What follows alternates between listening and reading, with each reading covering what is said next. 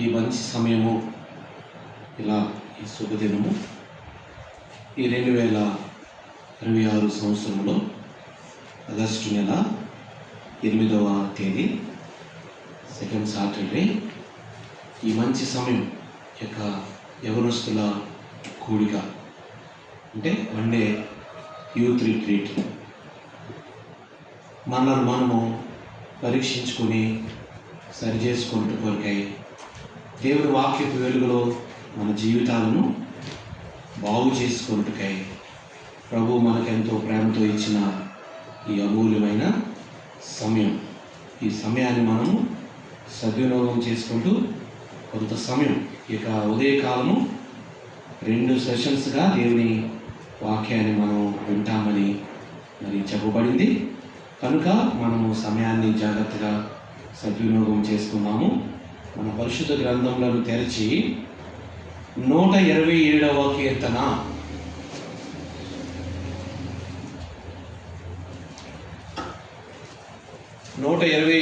కీర్తన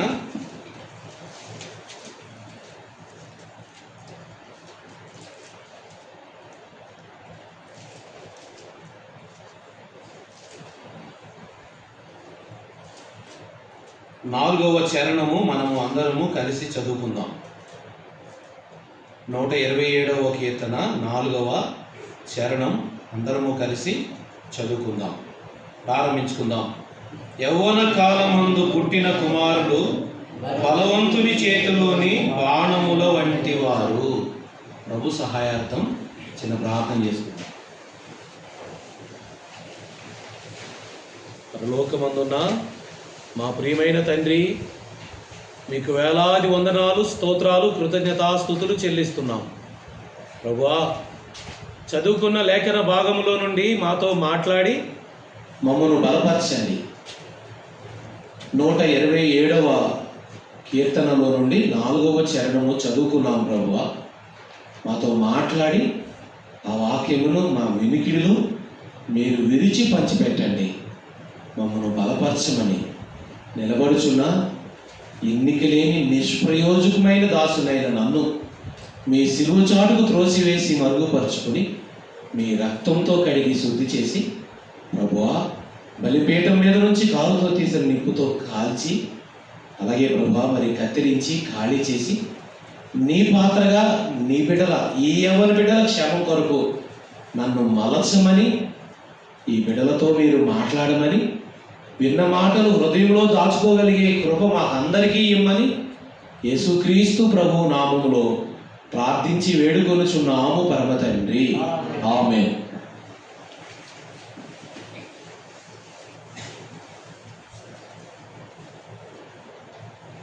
నూట 27వ కీర్తనలో మనము 4వ చరణం చదువుకున్నాము. యవన కాలమందు పుట్టిన కుమారులు బలవంతుని చేతిలోని బాణముల వంటి వారు అని. యవన కాలంలో పుట్టిన కుమారులు అయితే వాక్యము 2 అంచులు కలిగిన వాడి అయిన ఖడ్గము వంటిది కదా. ఇక్కడ 2 అర్థాలు ఉన్నాయి ఈ వాక్యంలో. ఒకటి, యవన కాలములో పుట్టిన కుమారులు అంటే పెండ్లి అయిన దంపతులకి యవన కాలంలోనే పుట్టినటువంటి పిల్లలైనటువంటి వారు అనేది ఒక అర్థమైతే, రెండవది యవన కాలమందు తిరిగి జన్మించిన బిడ్డలైనటువంటి వారు. యవన కాలంలో తిరిగి జన్మించిన బిడ్డలు, పుట్టడం అంటే జన్మించటమేగా. యేసు ప్రభు వారు నికోదేముతో ఏమన్నారు? యోహాను సువార్త 3వ అధ్యాయంలో, ఒకడు క్రొత్తగా జన్మించితేనే కానీ అతడు దేవుని రాజ్యమును చూడలేడు అని ప్రభు నికోదేముతో అంటే, నికోదేము ఏమన్నాడు? ముసలివాడైన మనుషుడు ఎలాగూ జన్మించగలడు? మరలా తల్లి గర్భంలో ప్రవేశించి జన్మించాలా అని అంటే ప్రభు అన్నాడు, లేదు, నీటి మూలంగాను ఆత్మ మూలంగాను జన్మిస్తే చాలు అని ప్రభు అన్నాడు.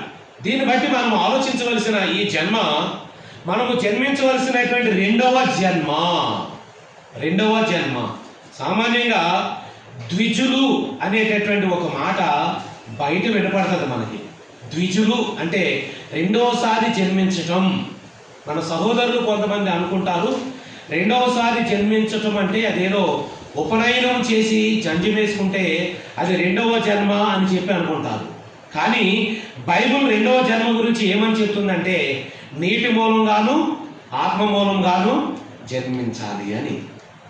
ఇక్కడ ఉన్న వారిలో ఇంకా బాప్తిస్మములో సాక్ష్యం ఇవ్వవలసిన వారు ఎవరున్నారు? ఒకటి ఇటు మొత్తం బాప్తిస్మ సాక్ష్యం ఇచ్చారా? మీరు ముగ్గురు.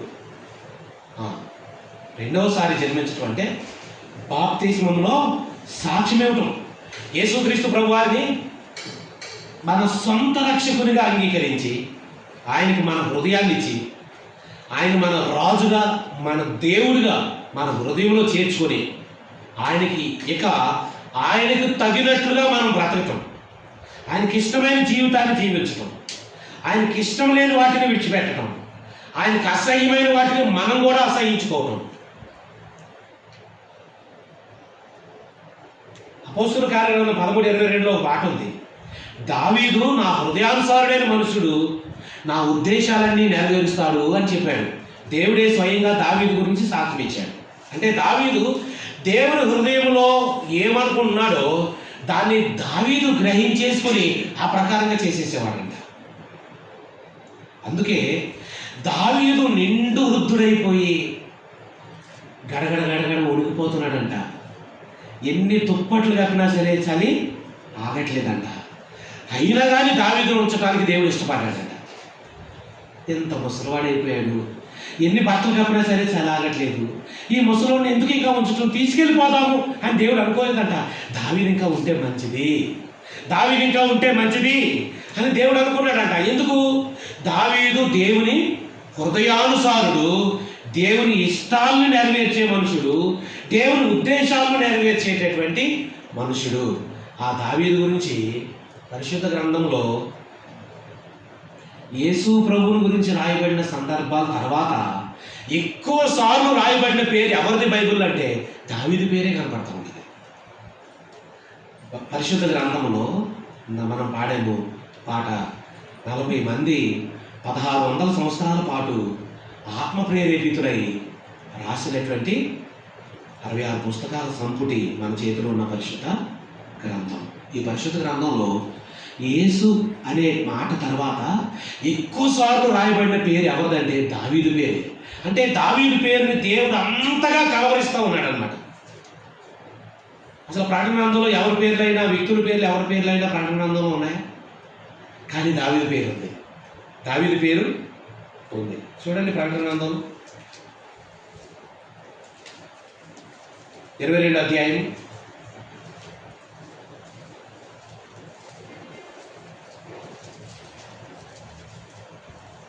16వ వచనం. సంఘముల కోసము ఈ సంగతులను గురించి మీకు సాక్ష్యం ఇచ్చుటకు యేసు అను నేను నా దూతను పంపి ఉన్నాను. నేను దావీదు వేరు సిగురును సంతానమును ప్రకాశమానమైన వేకువ చుక్కైనున్నాను. యేసుక్రీస్తు ప్రభువారు ఏమని చెప్పుకుంటున్నాడు ఇక్కడంటే నేను దావీదు వేరు సిగురును సంతానమును. ప్రకటన 22వ అధ్యాయంలో అసలు ఈ అధ్యాయంలో ఈ మాట అవసరమా దేవునికి అంటే అవసరమే. దావీదును దేవుడు అక్కడ జ్ఞాపకం చేసుకుంటున్నాడు. అంటే దావీదు విషయంలో దేవునికి ఎంత ప్రేమ ఉంది అనే దాని కొరకు. అంతేకాదండి, మరి ఆ యొక్క 7 ముద్రలు గట్టిగా వేస్తున్నటువంటి ఒక గ్రంథము సింహాసనం మీద కూర్చున్నటువంటి ఆ యొక్క వ్యక్తి చేతిలో చూసినప్పుడు ఆ ముద్రను విప్పగలుగుటకు ఎవరు కూడా అర్హత కలిగిన వారు ఎవరు కనపడకపోతే ఆ యొక్క యోహాను గారు ఏడుస్తూ ఉన్నాడంట. యోహాను గారు ఏడుస్తూ ఉన్నాడు. ఆయన ఏడుస్తూ ఉంటే అప్పుడు మరి ఏడవద్దని ఆ పెద్దల్లో ఒక ఆయన ఏడవద్దు అని చెప్పాడు. చెప్పిన తర్వాత ఆ గ్రంథం తీసుకొని దాని ముద్రలు విప్పటానికి ఆ యొక్క అర్హత కలిగినటువంటి వ్యక్తి ఉన్నాడు అని చెప్పి ఆ పెద్దలు ఒక ఆయన చెప్తూ మాట్లాడుతూ ఉన్నాడు. ఎవరంటే ఆ గ్రంథం విప్పడానికి అర్హుడు? ప్రకటన గ్రంథం 5వ అధ్యాయంలో 5వ వచనం చదువుతున్నాక ఆ పెద్దలలో ఒకడు ఏడవకము, ఇదిగో దావీదుకు సిగురైన యూదా గోత్రపు సింహము 7 ముద్రలను తీసి ఆ గ్రంథమును విప్పుటకై జయము పొందినని దేవుడు ఇక్కడ యేసుక్రీస్తు ప్రభువారి గురించి చెప్పేటప్పుడు దావీదు పేరు అవసరం అంటారా? యేసు ప్రభువారి గురించి చెప్పేటప్పుడు దావీదు పేరు ఇక్కడ అవసరం అంటారా? ఏమని చెప్తా ఉన్నాడు? ఏడవకు, ఇదిగో దావీదుకు సిగురైన, ఫుట్నోట్స్లో ఒకటి వేరైన. అందుకే ప్రాంగణంలో దావీదు వేరు సిగురు అనే మాట అక్కడ వాడబడింది. ఇక్కడ కూడా వేరు సిగురు అనేటటువంటి మాట వాడబడింది. దావీదు సిగురైనా, లేదంటే ఆ యొక్క దావీదు వేరు సిగురైనటువంటి యోధా గోత్రపు సింహము ఆ యొక్క యేసుక్రీస్తు ప్రభు వారు ఆ గొర్రె పిల్ల ఆ గ్రంథం తీసుకుని దాని ముద్రలు విప్పటానికి యోగ్యుడు. ఎందుకండి? ఎందుకు దావీదు పేరుని ఎలాంటి సమయాల్లో, ఎలాంటి బిజీ షెడ్యూల్ సమయాల్లో కూడా అంత ఆ యొక్క మరి ఎంతో ఇబ్బందికరమైన పరిస్థితుల మధ్యలో కూడా దావీదు పేరు ఎత్తకుండా దేవుడు ఉండలేకపోతున్నాడు? దావీదు పేరు పదే పదే దేవుడు ఎందుకు మరి కలవరిస్తూ ఉన్నాడు? నిజాలు చెప్పాలంటే దావీదును దేవుడు కలవరిస్తూ వచ్చినాడంట, కలవరిస్తూ వచ్చాడు. ఉదాహరణకి ఆ యొక్క రాజులు ఎవరైనా వచ్చినప్పుడు ఆ రాజుల ప్రవర్తన చూసి దావీదులాగా ఉంటాడేమో, దావీదులాగా ఉంటాడేమో, దావీదులాగా పాలిస్తాడేమో, దావీదులాగా నడుచుకుంటాడేమో అని దేవుడు చూసేవాడంట. కానీ వాడు దావీదులాగా లేకపోతే, ఈ వ్యక్తి దావీదులాగా ప్రవర్తించలేదు, దావీదులాగా పరిపాలించట్లే, నా హృదయానుసారుడిగా లేడు, నా ఉద్దేశాలు నెరవేర్చేవాడుగా లేడు అని చెప్పి మరలా ఆ వ్యక్తి గురించి దేవుడే అతడు తన పూర్వీకుడైనటువంటి దావీదు నడిచినట్లుగా దేవునికి అనుకూలుడుగా నడుచుకోలేదు అని మరలా దేవుడే చెప్తా వచ్చాడు. ఎవరైనా కొంచెం నడుచుకుంటే, హిజ్కియా కొంచెం మంచిగా ప్రవర్తిస్తే దేవుడు ఏమన్నాడు తెలుసా? హిజ్కియా తనకి పెద్దోడైనా దావీదు నడిచినట్లు యథార్థంగా నడిచాడు అని చెప్పి హిజ్కియా గురించి సాక్షించాడు. అక్కడ దావీదు గురించి అవసరమా? నడవలేని వాడి వ్యక్తి దగ్గర దావీదు గురించి అవసరం అంటే, అవును దావీదు లాంటి తోడు ఒకడు కావాలని దేవుడు కలవరిస్తూ ఉన్నాడు కాబట్టి దావీదు లాంటి తోడుగా ఉంటాడంటావా? దావీదు లాంటి వాడుగా ఉంటాడంటావా?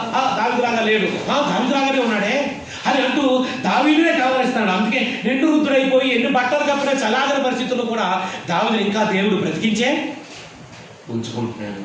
దావీదు అంటే దేవునికి ఎంత ఇష్టం అండి, ఎంత ఇష్టం. ఎందుకు దావీదు దేవుడు హృదయానుసారుడు అయ్యాడో తెలుసా? దావీదు నాతాను ప్రవక్తను పిలిపించి నేను దేవదారు నామతో కట్టిన నగరంలో నివాసం ఉంటున్నాను, దేవుని మనస్సు డేరాలో ఉంది, నేను దేవునికి ఆయన నామకంత కొరకు ఒక మందిరము కట్టాలనుకుంటున్నాను నేను అని చెప్పినప్పుడు నాతాను అలాగే రాజా మీకు తోచిందంతా చేయండి అని చెప్పేసి ఓకే అని చెప్పేసి నాతాను ప్రవక్త ఇంటికి వెళ్ళిపోతే దేవుడు మళ్ళీ నాతాను ప్రవక్తతో మాట్లాడాడంట. నువ్వెవరవయ్యా? ఆయన కడతానంటున్నాడు, నువ్వేమో కట్టేయమని చెప్పేసి వచ్చేసావు, ఏంటి ఇంకా నా ఆలోచన లేదా, నా పర్మిషన్ లేదా, నీకు మీ ఇద్దరు ఇష్టమేనా? వెళ్ళు, మళ్ళా దావీదు దగ్గరికి వెళ్ళి దావీదు కట్టడానికి కుదరదని చెప్పాలి. ఎందుకు ప్రభువా అంటే అతని చేతులు రక్తంతో తడిసాయి, రక్తం ఒలికించిన చేతులుగా ఉన్నాయి కాబట్టి అతడు నా మందిరము కట్టొద్దు, అతను గర్భవాసము పుట్టబోయే కుమారుడు నా కొరకు మందిరము కడతాడు కాబట్టి నువ్వు వెళ్ళి చెప్పు అని చెప్పంటే నాతాను ప్రవక్త మళ్ళీ దావీదు దగ్గరికి వచ్చాడంట. ప్రవక్త గారు ఏంటంటే మరలా వచ్చారు అని చెప్పి అడిగితే నాతాను ప్రవక్త అన్నాడంట, అయ్యా నువ్వు జీవం గల దేవునికి నామకాంత కొరకు ఒక మందిరం కడతానన్నావుగా, అయితే నువ్వు కట్టొద్దు అన్నాడు దేవుడు, నిన్ను కట్టొద్దు అన్నాడు. మరి ఎవరు కడతారు? నీ కడుపులో పుట్టబోయేటటువంటి బిడ్డ దేవుని నామకాంత కొరకు మందిరము కడతాడంట. దేవుడు చెప్పాడంటే దావీదు ఎవరక్కడ ముందు ఈ నాతాను ప్రవక్తని జైల్లో వేయండి అన్నాడా? ఎవరక్కడ ముందు ఈ నాతాన్ని బంధించి జైల్లో పెట్టండి అని చెప్పి అన్నాడా? అనలే. అవునా, దేవుడు అలా అన్నాడా? అలాగైతే ఓకే. దేవుడు ఎవరితో కట్టించాలనుకుంటే వారితో కట్టించుకుంటాడు. అయితే నా కడుపును పుట్టిన బిడ్డతోనే కదా కట్టించుకుంటున్నాడు, దీంట్లో నాకు ఇబ్బంది ఏముంది, నాకు బాధ ఏముంది? అయితే కట్టొద్దు అన్నాడు కానీ మందిరానికి కావాల్సిన వాటిని సమకూర్చొద్దు అన్నాడా? అనలేదుగా. కాబట్టి మందిరానికి ఏం కావాలో అన్నీ సమకూరుస్తా. దావీదు అంటాడు ఒక చోట, నా కష్ట స్థితిలో, నా కష్ట కాలంలో దేవుని మందిరం కొరకు ఇదిగో ఈ 1,00,000 మణుగుల బంగారము, ఈ వెండి, ఈ యొక్క రాగి, ఈ ఇనుము, ఈ మ్రాణులు ఇవన్నీ కూడా నా దేవుని మందిరం కొరకు నేను సమకూర్చి పెట్టాను అని అన్నాడు. అందుకదా దావీదు దేవునికి హృదయానుసారుడయ్యాడు, దేవుని హృదయానుసారుడయ్యాడు. అవును, తన యవ్వన కాలం నుండి దావీదు దేవునికి నమ్మకంగా ఉన్నాడు. యవ్వన కాలం నుండి దావీదు దేవునికి నమ్మకంగా ఉన్నాడు, నమ్మకస్తుడుగా ఉన్నాడు. దావీదు ఫస్ట్ ఏం పని చేసుకుంటా ఉండేవాడు? దావీదు పని ఏంటి? ఫస్ట్ పని గొర్రెలు కాసుకుంటూ ఉండేవాడు. గొర్రెలు కాసుకుంటూ ఉంటే ఒక రోజు గొర్రెల మీదకి ఏమొచ్చింది? ఒక ఎలుగుబంటి వచ్చింది. ఒక ఎలుగుబంటి వచ్చింది. ఆ యొక్క ఎలుగుబంటి వచ్చినప్పుడు మరి దావీదు దుడ్డు కర్ర చేతితో పట్టుకుని ఎలుగుబంటి మీదకి దూకాడు. దాన్ని కొట్టి చంపి పాడేశాడంతే ఎలుగుబంటిని. కొద్ది రోజులైన తర్వాత మరలా దావీదు మీదకి ఒక సింహం ఒకటి వచ్చింది. సింహం వస్తే అమ్మో ఎలుగుబండిని అయితే ఏదో చంపేశాను, కానీ ఈ సింహాన్ని అయితే నేను చంపగలనేంటి, సింహాన్ని నేను చంపలేను, నా వల్ల ఎక్కడ అవుతుంది అని అనుకున్నాడా? సింహం మీద కూడా దుమికినాడు. దుడ్డు కర్ర చేత పట్టుకుని సింహం మీద కూడా దుమికినాడు. సింహమును పట్టుకుని కొట్టినాడంట. దాన్ని పట్టుకుని మేక పిల్లం చీల్చినట్టు చీల్చి నేలకేసి కొట్టాడంట సింహాన్ని. దావీదు అంటాడు, నా గొర్రెల మంద మీదకి ఆ ఎలుగుబంటి మరలా ఒక సింహం వస్తే వాటిని నేను ఏం చేశాను? సౌలు మహారాజా వాటిని ఏం చేశాను? నేను చంపేశాను అని సమూయేలు మొదటి గ్రంథం 17వ అధ్యాయంలో సౌలు రాజుతో చెప్తా ఉన్నాడు దావీదు. అవును, ఆ ఎలుగుబంటిని సింహాన్ని చంపటం దేవుడు చూశాడంట. ఎవరు చూశారు? దేవుడు చూశాడు. బలపరిచింది దేవుడే. దేవుడు చూసి అనుకున్నాడంట, తనకు అప్పగించబడిన ఈ చిన్న గొర్రెల మంద విషయంలోనే ఇంత నమ్మకంగా ఉన్నారంటే దావీదు రేపు అన్న రోజు నా ప్రజలైన ఇశ్రాయేలీయుల్ని ఇతని చేతికి అప్పగిస్తే వాళ్ళని చాలా జాగ్రత్తగా పాలిస్తాడనమాట, కనుపాపలాగా కాపాడుకుంటాడనమాట, భద్రంగా చూసుకుంటాడనమాట అని చెప్పి దేవుడు దావీదును నమ్మాడు. ఏమండి, ఒక చిన్న ప్రశ్న. మా అమ్మ నాన్న మనల్ని నమ్మి డబ్బులుండే మన ఇంటి బీరువా తాళాలు మన చేతికి ఇవ్వగలరా? మన మమ్మీ డాడీ మనల్ని నమ్మి మన ఇంట్లో డబ్బులు వెండి బంగారు నగలు ఉండేటటువంటి బీరువా తాళాలు మన చేతికి ఇవ్వగలరా? ఇవ్వలేదేమో. కానీ దేవుడు దావీదును ఏం చేశాడు? నమ్మాడంట. గొర్రెల్ని ఎంత జాగ్రత్తగా కాస్తున్నాడంటే ప్రజల్ని ఇంకెంత జాగ్రత్తగా చూసుకుంటాడు. ఇలాంటి వాడిని రాజుని చేయాలనుకున్నాడంట. ఇలాంటి వ్యక్తిని ఏం చేయాలి? రాజుని చేయాలి. నా ప్రజల్ని ఇలాంటి ఒక వ్యక్తి చేతికి అప్పగించాలి. అబ్రహామును బట్టి నది యూఫ్రటీస్ అద్దరిని మెసొపొతామియాలో అన్ని దేవతలు పూజిస్తున్నటువంటి ఆ అబ్రహామును నేను పిలుచుకొని, ఎన్నుకొని, ప్రత్యేకించుకొని, ఏర్పరచుకొని, ప్రతిష్ఠించుకొని, నిర్ణయించుకుని అబ్రహాము అని చెప్పి పేరు మార్చి అతను తీసుకుని వచ్చి పెక్కుమంది అన్నట్లుగా సముద్ర తీరం అందరి ఇసుకనేని వలె, ఆకాశ నక్షత్రాల వలె విస్తారమగినట్లుగా చేశాను. ఆ ప్రజలను అమూల్యుల ఆక్రమణ ఇంకా సంపూర్ణం కాలేదు కాబట్టి వారిని కొంతకాలం ఐగుప్తులో 400 ఏళ్ళు బానిసలుగా పెట్టాను. ఆ తర్వాత మరలా వారిని నేను విడిపించాను. మోషే నాయకత్వాన్ని వారిని మరలా ఐగుప్తు నుంచి విడిపించి బయటికి తెచ్చాను. వారి ముందు బలమైన గొప్ప కార్యాలు నేను చేశాను. ఎర్ర సముద్రాన్ని దేవుడు ఏం చేసినాడు? చీల్చినాడంట. ఎర్ర సముద్రం చీల్చాడు దేవుడు. ఎర్ర సముద్రం చీల్చాడు. ఒక అమూల్యమైనటువంటి మాట ఆ నిర్గమకాండంలో 15వ అధ్యాయంలో చదువుతూ ఉంటే ఒక అమూల్యమైన మాట. కుడి ప్రక్క ఎడమ ప్రక్క నీళ్లు గోడవలే ఉన్నాయంట. కింద నీళ్లు గెటగట్టేసినాయంట. కింద నీళ్ళు ఏమైనా అంటే అటు ఇటు తీసేశాడు, కింద నీళ్ళేమో గెటగట్టేటట్టు చేశాడు. అద్భుతంగా దేవుడు తీసుకెళ్ళిపోయాడు.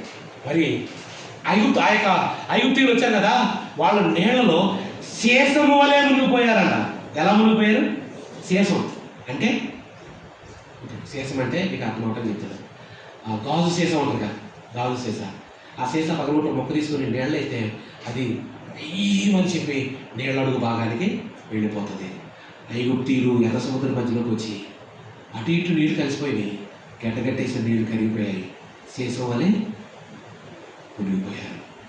దేవుడు గొప్ప కార్యాలు చేశాడు ఇశ్రాయేలు ప్రజలు. సరే, ముందుకెళ్దాం. అలా రప్పించినటువంటి వారిని 40 సంవత్సరాలు దేవుడు వారిని ఆ యొక్క అరణ్యంలో వివిధమైనటువంటి పరిశుభ్రంగా నడిపించాడు.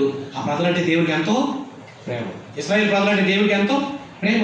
అందుకే దేవుడి వాక్యంలో ఎలా రాయబడింది? ఓ ఇశ్రాయేలు, నీ భాగ్యము ఎంత గొప్పది, యెహోవా రక్షించిన నిన్ను కోరిన వాడు ఎవడు? ఇశ్రాయేలు, నీ భాగ్యం ఎంత గొప్పది. ఇశ్రాయేలు భాగ్యం ఎంతో గొప్పది. ఇశ్రాయేలు పక్షాన దేవుడు ఉన్నాడు. ఐగుప్తులు ఎర్ర సముద్రం మధ్యలోకి వచ్చేసారు రథాలతో మధ్యలోకి వచ్చేసిన తర్వాత ఈ లోపల ఐగుప్తీయుల రథ చక్రాలు ఏమవుతున్నాయంట? దేవుడు ఊడిపడేటట్లు చేస్తున్నాడంట. రథ చక్రాలని బిగించుకోవటం గట్టిగా ఐగుప్తీయులకి రాదంటారా? రాదా? ఆ రోజుల్లో ప్రపంచంలో బలమైన రథాలు ఐగుప్తు రథాలే. ఆనాడు ప్రపంచంలో బలమైన సైన్యం ఐగుప్తు సైన్యమే. ఐగుప్తీల రథం ఒక్కొక్కటి సొలొమోను దినాల్లో ఐగుప్తులోని రథాలు కొనుక్కెళ్ళాడంట. రథాలు కొనుక్కెళ్ళాడు. ఒక్కొక్క రథము దాని ఖరీదు కూడా అక్కడ రాయబడతా ఉంది. కొనుక్కెళ్ళాడు. అంటే ఐగుప్తు రథాలు అంత ఖరీదైనవి, అంత పటిష్టమైనవి, బలమైన రథాలు. అంత బలమైన రథాలు కలిగిన ఐగుప్తీయులకి రథచక్రాలు ఊడిపోకుండా వాటిని ఇరుసులతో గట్టిగా బంధించుకొని గట్టిగా పెట్టుకోవటం వాళ్ళకి చేత కదా, చేతనవును. కానీ దేవుడు ఏం చేస్తున్నాడు అంటే ఎర్ర సముద్రం మధ్యలోకి వచ్చేటప్పటికి వాళ్ళ రథ చక్రాల ఇరుసులకు దేవుడు ఏం చేస్తున్నాడు, పీకేస్తున్నాడు. ఇరుసు అనే మాట మీకు అర్థం అవ్వాలంటే ఎడ్ల బండి తెలియాలి మీకు. ఎడ్ల బండి తెలుసా? ఎడ్ల బండి తెలుసు. కానీ ఒక 10-15 సంవత్సరాల తర్వాత వచ్చే మనుషులకి ఎడ్ల బండి అంటే తెలుసు అంటే నాకు తెలవదు, ఎలా ఉంటుందో, ఫోటోలు ఒకసారి గూగుల్లో కొట్టి చూపించవా అని అడిగే రోజు రాబోతుంది త్వరలో. ఎడ్ల బండికి చక్రాలు ఉంటాయిగా, 2 చక్రాలు ఉంటాయిగా, ఆ పక్కన ఈ పక్కన చక్రం ఉంటుంది. ఆ చక్రాలు బిగించిన తర్వాత ఆ చక్రాలు ఊడిపోకుండా ఏం పెడతారు, పెద్దది ఎనప మొక్క లాంటిది ఒకటి ఉంటుంది, దాన్ని గట్టిగా బిగిస్తారు. అది ఇరుసు అంటే. మరి ఐగుప్తు రథాలకు ఇరుసులు లేవా? చక్రాలు అవ్వకుండా ఉన్నాయి. కానీ ఎందుకు ఊడిపోతున్నాయి? దేవుడు ఊడిపోయేటట్లు చేస్తున్నాడు. ఐగుప్తు రథ చక్రాలు ఊడిపోయేటట్లు దేవుడు చేస్తున్నాడు. ఊడిపోతుంటే అప్పుడు ఐగుప్తులు అంటున్న ఒక మాట, వారి దేవుడు వారి పక్షాన మనతో యుద్ధం చేస్తున్నాడు, వారి ఎదుటి నుంచి పారిపోదాం రండి. ఇశ్రాయేలీయుల దేవుడు ఇశ్రాయేలు పక్షాన ఉండి ఐగుప్తీయులతో ఏం చేస్తున్నాడు, యుద్ధం చేస్తున్నాడు. ముందేమో ఇశ్రాయేలు దగ్గరికి త్వరగా వచ్చేద్దాం అనుకుంటేనేమో వాళ్ళకి వీళ్ళకి మధ్యలో చీకటి అయిపోయేలాగా దేవుడు చేసేసాడు. అగ్ని స్తంభం ఉండేలాగా చేసినాడు. చీకటి అయిపోయేలాగా వాళ్ళకి అక్కడే తడుపుకుంటున్నారు, ముందుకు రాలేకపోతున్నారు. ఇప్పుడు సరే వచ్చేసారు, వాళ్ళు దాటి వెళ్ళిపోతున్నారు, మనం కూడా వెళ్ళిపోతాం ఎర్ర సముద్రంలో. కానీ వచ్చేస్తే మధ్యలో ఏమైపోతున్నాయి, రథాల చక్రాలు ఊడిపోతున్నాయి. వారు బహు కష్టపడి తోలుతున్నారని దేవుని వాక్యంలో రాయబడింది. ఐగుప్తీయులు బహు కష్టపడి తోలుతున్నారు. ఏమండి, ఇశ్రాయేలీయులు అంటే దేవునికి ఎంత ప్రేమ, ఎందుకు ఇంత ప్రేమ? ఇశ్రాయేలీయులు అంటే దేవునికి ఎందుకు ఇంత ప్రేమ? అవును, ప్రేమే. ఆ ప్రజల్ని తీసుకుని వెళ్ళాడు. ఇప్పుడు ఆ ప్రజల్ని వాళ్ళేమో రాజు కావాలని ఏడిస్తే సరే రాజుని ఎత్తాం. సమయంతో మాట్లాడాడు. సమయం కూడా బాధపడుతున్నాడు. దేవుడు అన్నాడు, సమయాలు బాధపడకు, వాళ్ళ మీద అధికారిగా వాళ్ళని నడిపించే ఒక నాయకుడిగా ఉండకుండా నన్ను విసర్జించారు. రెండవదిగా నిన్నే విసర్జించారని నువ్వు అనుకుంటున్నావేమో, వాళ్ళు నన్నే కాదనుకున్నారు. కాబట్టి వాళ్ళు కోరుకున్న ప్రకారంగానే వాళ్ళకు ఒక రాజును ఇచ్చేద్దాం అని చెప్పి బెన్యామీను గోత్రికుడు కీషు కుమారుడైనటువంటి సౌలు అనేటటువంటి ఒక వ్యక్తిని దేవుడు వారికి రాజుగా చేశాడు. ఆ రాజు 40 సంవత్సరాలు పాలించాడు. రాజు అయినటువంటి సౌలు దినాల్లో ఎంతో ఇశ్రాయేలు ప్రజలకు అనేకమైనటువంటి ఇబ్బందులు, కష్టాలు, బాధలు పెడతా వచ్చినాడు. అయితే ఒక రోజు వచ్చింది, దేవుడు అనుకున్నాడు, గొర్రెల మంద విషయంలో ఎంత బాధ్యత కలిగిన ఇలాంటి దావీదును, ఆ గొర్రెల మీదకి ఎలుగుబంటి వస్తే దావీదు ఊరుకోవట్లేదు, సింహం వస్తే భయపడకుండా వెళ్ళి దాని మీద దూకేసి దాన్ని పట్టుకుని నేలకేసి కొట్టి చీల్చేశాడు. మరి ఇలాంటి ఒక దావీదును ఇశ్రాయేలీయులైన నా ప్రజలను అప్పచెప్తే వాళ్ళు బాగుగా పాలిస్తాడని దేవుడు నమ్మాడు. అందుకే ఇశ్రాయేలు ప్రజల్ని దావీదు చేతికి దేవుడు అప్పగించడానికి ఇష్టపడ్డాడు. యవనస్తులుగా ఉన్నప్పుడే ఆ దావీదుకు దేవుడు అభిషేకం చేయమని సమూయేలును యూదయ దేశపు బెత్లెహేముకు దేవుడు పంపించాడు. సమూయేలు వెళ్ళాడు. వెళ్ళిన సమూయేలు మరి ఆ యొక్క బలి అర్పించిన తర్వాత, యెషై నీ కుమారులందరూ ఇక్కడ ఉన్నారా అంటే, సార్ ఉన్నారు సార్. వేరే కుమారులు అంటే ఇదిగోండి సార్ 7. ఎవరు 7? ఇదిగోండి సార్. ఏలియాబు, షమ్మ, మొత్తం అందరూ కూడా ఉన్నారు. వరుసగా ఒక్కొక్కడిని సమూయేలు చూస్తూ ఉన్నాడు. అబ్బో, జ్యేష్ఠుడు కదా, జ్యేష్ఠుడే దేవుని ఏర్పాట్లు ఉంటాడు కదా సామాన్యంగా, ఇతడిని అంటావా అని అనుకుంటున్నాడు. దేవుడు అంటున్నాడు, నేను కోరుకున్న వాడు ఇతడు కాదు. రెండో వాడు చూసి మంచి కవర్గా ఉన్నాడు, హైట్గా ఉన్నాడు, లావుగా ఉన్నాడు, ఇతడే ఉంటాడేమో అని అనుకుంటే దేవుడు అంటున్నాడు, నేను కోరుకున్న వాడు ఇతడు కాదు. ప్రభు అంటున్నాడు, మనుషుడు పైరూపాన్ని చూస్తాడు, దేవుడు అంతరంగమును లక్ష్య పెట్టువాడని నేను. నువ్వు మనిషివి పైరూపం చూస్తున్నావు, నేను అంతరంగమును చూస్తాను కదా అంటున్నాడు. ఇక్కడ ఒక తలంపు చెప్పనివ్వండి. దేవుడు ఏం చూస్తాడంట? అంతరంగాన్ని చూస్తాడు. అంతరంగాన్ని చూస్తాడు అంటే మన హృదయాన్ని దేవుడు చూస్తాడు. హృదయాన్ని చూస్తాడు. హృదయం నుంచి బయటకు ఏమొస్తున్నాయంట? మార్క్స్ వార్త 7:20 నుంచి చదివితే హృదయంలో ఏమొస్తున్నాయి? 13 రకాలైనటువంటి చెడ్డ గుణాలని వస్తున్నాయి. మార్క్స్ వార్త 7:21 నుంచి బ్రదర్స్లో ఎవరైనా ఒక తీసి చదవండి.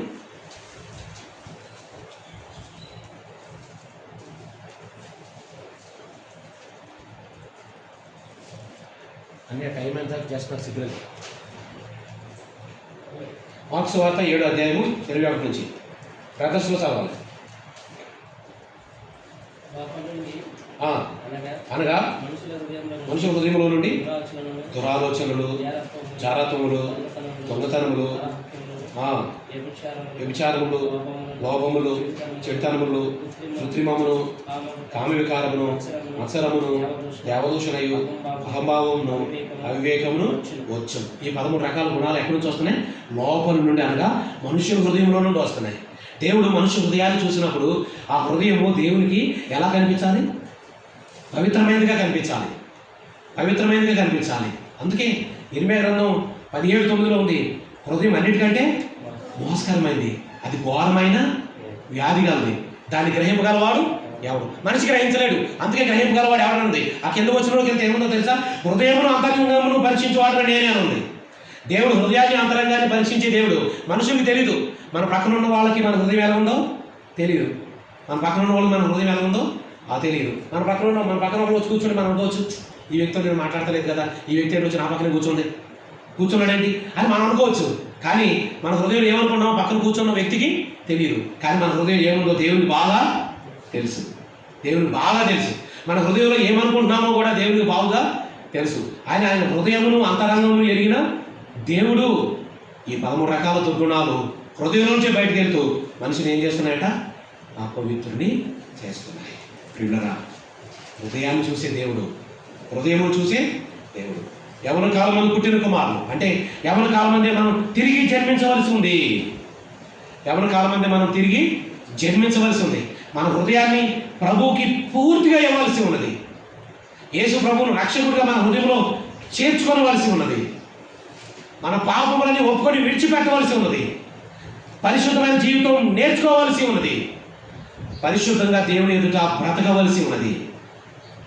పరిశుద్ధంగా దేవుని ఎదుట బ్రతకవలసి ఉన్నది. అప్పుడే నిజంగా మనం యవ్వన కాలం ముందు పుట్టిన కుమారులు అవుతాం. అప్పుడే బలవంతుడైన దేవుని చేతిలో బాణాల వలె ఉంటాం. దేవుడు బలవంతుడైనా? బలవంతుడైన దేవుడు. యెషయా గ్రంథం 9:6 ఏముంది? ఒక మాట ఏముంది? బలవంతుడైన దేవుడు అని ఉంది. బలవంతుడైన దేవుడు. ఆ బలవంతుడైన దేవుని చేతిలో బాణంలా ఉండాలంటే మనం ఏం చేయాలి? తిరిగి జన్మించాలి, లేదంటే పుట్టాలి. రెండవసారి పుట్టాలి. ఎప్పుడో చిన్నప్పుడు పాడుకునేటటువంటి ఒక పాట నాకు గుర్తొస్తూ ఉంది. ఏంటంటే మధ్యాహ్నం పూట నా సాక్ష్యం వింటాను. నేను నా ప్రారంభము చిన్నప్పటి నుంచి పెంతుకోస్తు సంఘాల్లో తిరుగుతూ వచ్చాను. నేను ప్రారంభం అంతా కూడా అప్పట్లో ఒక పాట ఉండేది, ఒకేసారి జన్మిస్తే 2 సార్లు సావాలి, 2 సార్లు జన్మిస్తే ఒకేసారి సావాలి అని. 2 సార్లు జన్మిస్తే ఒకసారి చేస్తాం, అదే ఒకసారి పుడితే 2 సార్లు చేస్తాం. రెండో సారి ఏంటి? ప్రకటన 21:8 ఉంది, పిరికివారు, అవిశ్వాసులు, అసహ్యులు, నహంతులు, వ్యభిచారులు, మాంత్రికులు, విగ్రహారాధికులు, అబద్ధికులు అందరూ అగ్నిగంధకంతో మండుగుండములో పాలు పొందుదురు. ఇది 2వ మరణం. 2వ మరణం అంటే నిత్యమైన నరకాగ్నిలో పడవేయబడటమే 2వ మరణం. ఒక్కసారే పుడితే అంటే తల్లి గర్భం నుంచి పుట్టేది మొదటి జననం. ఒక్కసారే పుట్టి అక్కడితో ఆగిపోయి రెండోసారి పుట్టకపోతే 2 సార్లు సావాలి. మొదటి సాగు ఏంటి? మనిషి 3 భాగాలు, ప్రాణము, ఆత్మ, దేహం. ప్రాణము, ఆత్మ, దేహం. దేహం అంటే కనిపించేవి ఈ రక్తం, ఇక మాంసము, ఈ ఎముకలు, ఈ అవయవాలు, ఇదంతా దేహం. ప్రాణం అంటే రక్తమే దాని ప్రాణం అని దేవుని వాక్యం చెప్తుంది. రక్తము ప్రాణం. 3వది ఆత్మ. నరుడి ఆత్మ యెహోవా పెట్టిన దీపం. దేవుడు మట్టి బొమ్మ నాసికారంధ్రాల్లో ఓదగా నరుడు ఏమయ్యాడు? జీవాత్మ. అంటే దేవుడు జీవాత్మను ఆ యొక్క మట్టి బొమ్మలో కూతున్నప్పుడు అప్పుడు అతను ఏమయ్యాడు? జీవించే ప్రాణి ఆదాము అయినాడు కదా. అలాగే దేవుడు మనలోకి జీవాత్మను ఊదినాడు. మనలో జీవాత్మ ఉంది, మనలో ప్రాణం ఉంది, మనం దేహం ఉంది. మనకి ఈ దేహం ఏమైపోద్ది? చనిపోయిన తర్వాత మట్టి అయిపోద్ది. ప్రాణమైన రక్తం ఏమైపోద్ది? నీరు అయిపోద్ది. మరి దేవుడు పెట్టిన ఆత్మ దేవుని యొద్దకు మరలా తిరిగి వెళ్ళిపోద్దని ప్రసంగి గ్రంథం 12:7 చెప్పబడుతూ ఉంది. ఈ ఆత్మ ప్రభు దగ్గర పెడుతుంది. ఇది మొదటి మరణం. అయితే రెండో మరణం ఏంటంటే, ప్రభు దగ్గర నిలిచినటువంటి ఆత్మను నువ్వు భూమి మీద ఉండగా పాపం చేసినావు, పాపంలో బ్రతికినావు, నిజమైన దేవుడు ఎవరు నువ్వు తెలుసుకోలేదు, దేవుని తగినట్టు నువ్వు బ్రతకలేదు, నువ్వు మారుమనసు పొందలేదు, నువ్వు తిరిగి జన్మించలేదు రెండవసారి. కాబట్టి నువ్వు నా దగ్గర ఉండటానికి నీకు అర్హత లేదు. నన్ను విడిచి, మత్తయి సువార్త 25 ఎడమ పక్కన ఉన్న మేకల వంటి ప్రజలతో ఆయన మాట్లాడతాడు. నన్ను విడిచి అపవాదికి వారి దూతలకు సిద్ధపరచబడిన నిత్యాగ్నిలోకి పొండి అన్నాడు. అపవాదికి వారి దూతలకు. అసలు దేవుడు నరకం అనేది ఎవరి కోసం చేశాడు? అపవాదికి వారి దూతలకి. అపవాదికి వారి దూతలకి. అపవాది అంట, అయ్యో దేవుడు కూర్చున్నటువంటి ఉత్తర దిగులు ఉన్నటువంటి సభాభారతం మీద సమీప ప్రాంత తేజస్సులో కూర్చుంటున్నాడు కదా, అక్కడ నేను కూడా వెళ్ళి కూర్చోవాలనుకుంటున్నాను, మీరు నాకు సపోర్ట్ చేస్తారా, మీరు నాకు సపోర్ట్ చేస్తారా, మీరు నాకు ఓటేస్తారా అని చెప్పి దూతలు అడిగితే కొంతమంది దూతలు అంట, సరే అయితే కూర్చో, మేము ఉండటం లేదు నీ పక్షాన అని అన్నారంట. అలా అన్నటువంటి వాళ్ళని అనుకున్న వాణ్ణి ఎరగరగర తిప్పి ఇసురు కొట్టాడు. ఇసురి కొట్టాడు. నరకం ఎవరి కోసం చేశాడు? వాళ్ళ కోసమే చేశాడు. అపవాదికి వారి దూతల కోసం చేశాడు. వారి దూతలు ఎవరు? ఇప్పుడు ఎఫెసీ పత్రిక 6 ఉంది. ఆకాశ మండలమందున్న దురాత్మల సమూహాలు. ఆ దురాత్మల సమూహాలే అపవాది దూతలు. వాటిని ఆ లోకంలో ఉన్న మనుషులు ఏమనుకుంటున్నారంటే,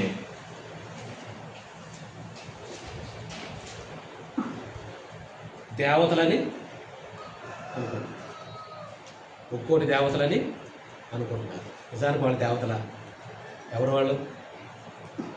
ఆకాశ మండలమందున దురాత్మల సమూహాలు. వీళ్ళ కోసం అర్థం చేశాడు. కానీ ఎడవైపు ఉన్నటువంటి ప్రజలైనటువంటి వారు కూడా ఎక్కడికి వెళ్ళిపోతున్నారు? నరకాగ్నిలోకి వెళ్ళిపోతున్నారు.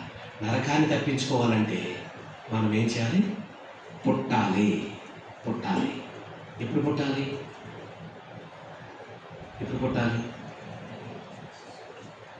కొంతమంది చిన్నపిల్లలకే చిలకరించేస్తూ ఉంటారు. అసలు బాప్టిజం అనేది తీసుకోవాలి అని అంటే, ఒకటి ఆ వ్యక్తి నేను పాపిని ప్రభువా అని గ్రహించాలా? నువ్వు పాపుల కొరకు సిరులో మరణించావు, సమాధి చేయబడ్డావు, 3వ రోజు తిరిగి లేచావు ప్రభువా అని అది నమ్మాలి కదా. మార్క్స్ వార్త 16 ఏముంది? నమ్మి బాప్తిస్మం పొందినవాడు రక్షించబడినాను ఉంది. నమ్మాలి అంటే దానికి ఒక వయసు ఉందిగా, ఆ వయసు రావాలిగా. ఆ వయసు రాకుండా పుట్టినప్పుడు వెళ్ళిపోయి హాస్పిటల్కి వెళ్ళిపోయి మగపిల్లలు పుట్టాడా చిలకరింపించేద్దామని చెప్పి హాస్పిటల్కి వెళ్ళి చిలకరించేస్తే ఎంత అబద్ధ బోధండి అది. ఎంత రాంగ్ డాక్టరీన్, ఎంత అబద్ధం అది, ఎంత మోసం. కాబట్టి ఒక వయసు ఎప్పుడంటే మరి ఇంచుమించు టీనేజ్ 13 అనేది టీనేజ్. అలా వచ్చిన తర్వాత ఆ యవ్వన కాలంలోనే ఏం చేయాలి? పుట్టాలి. దేవుని వాక్యం చెప్తుందిగా 127 కీర్తన మనం చదువుకున్న 4వ చరణం, యవ్వన కాలమందు పుట్టిన కుమారులు బలవంతుని చేతిలోని బాణముల వంటి వారు. యవ్వన కాలంలో పుట్టిన వారు బలవంతుని చేతిలో బాణముల వంటి వారు. యవ్వన కాలంలోనే పుట్టాడు దావీదు. యవ్వన కాలంలోనే పుట్టాడు. గొర్రెలు కాచుకుంటూ ఏం చేస్తున్నాడు? అక్కడ సితార వాయించుకుంటూ దేవుని కీర్తిస్తూ, దేవుడిని కొనియాడుతూ, మహిమపరుస్తూ, ఆరాధిస్తూ, ప్రార్థించుకుంటా ఉన్నాడు. దేవుని యందు భయభక్తులు కలిగి బ్రతుకుతున్నాడండి ఈ యవ్వనుడు, ఈ చిన్నవాడు, ఈ పడుచువాడు అని చెప్పబడతా ఉంది దేవుని వాక్యంలో. అది సమయం 17 ఉంది. సౌలు అబ్నేరుని పిలిచి అంటాడు, అబ్నేరు, ఈ యవ్వనుడు ఎవరి కుమారుడు, ఈ పడుచువాడు ఎవరి కుమారుడు, ఈ చిన్నవాడు ఎవరి కుమారుడు అని పిలుస్తాడు. అంటే ఆ చిన్నవాడు, ఆ యవ్వనుడు, ఆ పడుచువాడు ఆ టైంలోనే దేవుని కొరకు తిరిగి జన్మించిన వాడుగా ఉన్నాడు, దేవుని కొరకు బ్రతుకుతున్న వాడుగా ఉన్నాడు, దేవుని కొరకు పౌరుషం కలిగిన వాడుగా ఉన్నాడు. దావీదులో పౌరుషం ఉందా లేదా? ఎలా తెలిసింది మీకు పౌరుషం ఉందని? దావీదులో ఎలుమని చంపేశాడు, సింహాన్ని చంపేశాడు. మరి ముఖ్యంగా ఏంటంటే గొలియాతు వచ్చి జీవం గల దేవుని సైన్యమైన ఇశ్రాయేలుని ఏం చేస్తున్నాడు? తృణీకరించి మాట్లాడుతుంటే దావీదు తట్టుకోలేకపోయాడంట. జీవము గల దేవుని ప్రజలను తృణీకరించడానికి ఈ సున్నతి లేని ఫిలిష్తీయుడు ఎంతటి వాడు వీడిని చంపినోడికి రాజుగారు ఏమేం బహుమానాలు ఇస్తాడు అని అడుగుతున్నాడు. అంటే దేవుని ప్రజల్ని తృణీకరించి మాట్లాడుతుంటే దావీదు ఏం చేయలేకపోయాడు, తట్టుకోలేకపోయాడు. ఎందుకని దావీదు బలవంతుని చేతిలో బాణం, బలవంతుడైన దేవుని చేతిలో దావీదు ఎవరు, బాణం, కాబట్టి తట్టుకోలేకపోయాడు.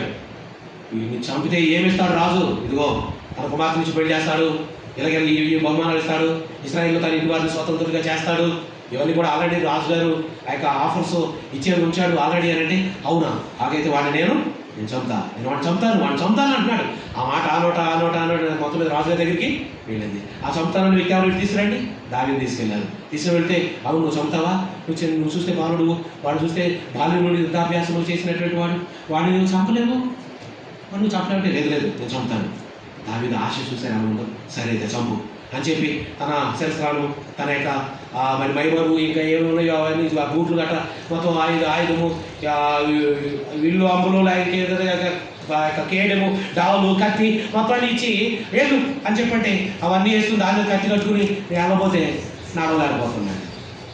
అప్పుడు దానిలో మాట్లాడతాడు, నాకు ఇవి వాడుక నేను, నాకు కొన్ని వాడుకుని వాటితో వెళ్తాను నేను. సరే నేను మొత్తాన్ని వచ్చేసాను, మళ్ళీ మొత్తాన్ని వచ్చేసిన తర్వాత బొడ్డులో ఒక చెక్కం, చేతిలో ఒక ఒడిసెల, ఈ చేతిలో ఒక కర్ర వెళ్తూ ఉన్నాడు. ఆ యాలాలోయలో మధ్యలో ఉన్నటువంటి ఆ యాలాలోయలో 5 నున్నని రాళ్ళు ఏరుకున్నాడు, చిక్కంలో ఉంచుకున్నాడు, వెళ్ళాడు. కర్ర చేతిలో ఉంది కాబట్టి గొల్లియాత్ అన్నాడు, కర్ర పట్టుకుని వస్తున్నావు నా మీద, నేను కుక్కను అనుకుంటున్నావా అని గొల్లియాత్ అంటున్నాడు. గొల్లియాత్ కొన్ని తిట్టాడు, దావీదు కూడా కొన్ని పరుష పదజాలం ఉపయోగించి గొల్లియాత్తో మాట్లాడాడు. ఆ మాటలు అయిపోయిన తర్వాత మరి అప్పుడు దావీదు ఒడిసెల్లో నుంచి 5 నున్నని రాళ్ళు ఒక్క రాయి తీసి ఒడిసెల్లో పెట్టి కొట్టాడు. ఒక పాట ఉంటుందా, గుమాకే మారా గిర్ర తిప్పి కొట్టాడు. కొట్టగానే బైబిల్లో మొట్టమొదటి బుల్లెట్ అంట, బైబిల్లో మొట్టమొదటి బుల్లెట్ ఏంటది, దావీదు ఇస్తున్న రాయి. దాన్ని బుల్లెట్ కొన్నంత బలమిచ్చాడంట దేవుడు. ఆ రాయిని దేవుడు ఏం చేశాడు, రాయిని బలపరుస్తాడు దేవుడు, బలపరచగలడు. ఇశ్రాయేలు ప్రయాణం చేస్తూ ఉంటే వారిని ఒక వెంబడించిన ఒక బండ అంట, ఆ బండ వారిని వెంబడించిన బండ, ఆ బండ వాడికి ఏమి ఇస్తా వచ్చింది, నీరు ఇస్తా వచ్చింది. అవును, ఆ బండ క్రీస్తే అని చెప్పబడుతూ ఉంది, ఆ బండ క్రీస్తే అని చెప్పబడుతుంది. ఇక్కడ ఒక చిన్న రాయి, ఆ రాయికి ఏ పవర్ ఇచ్చాడు దేవుడు, బుల్లెట్ పవర్ ఇచ్చాడు. అదేమైందంట, తిన్నగా వెళ్ళి గొల్లియాతు నుద్దుట చొచ్చెను అని ఉంది. చొచ్చెను అంటే తగిలింది అని లేదు బైబిల్లో.